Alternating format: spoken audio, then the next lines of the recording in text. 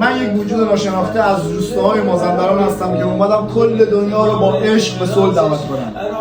5-6 سال پیش موقعی که من تصمیم گرفتم قهرمان دنیا بشم، این پرچم من ساختم.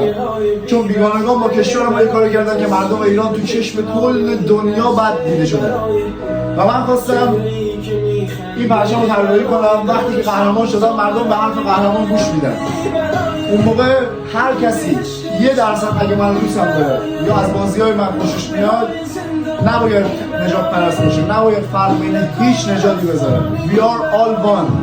و بعد از اینکه انقلاب زن زندگی آزادی صورت گرفت، تو آپدیت جدید این پرچم من بومن لایف فیلترم بهش اضافه کردم به عشق بانو مهسا.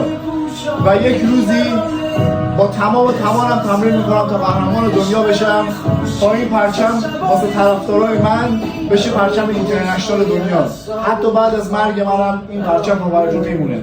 این پرچم تبلیغ گیویان ها نیست، تبلیغ از هیچ نژادی نیست. این پرچم فقط میگه هر موجودی توی این دنیا زندگی میکنه همه ما با هم برابریم.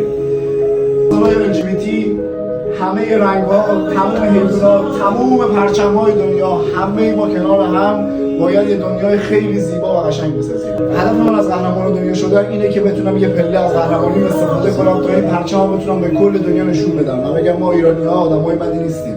یه سری اومدن کشور ما رو به نابودی بردن. درود به همتون.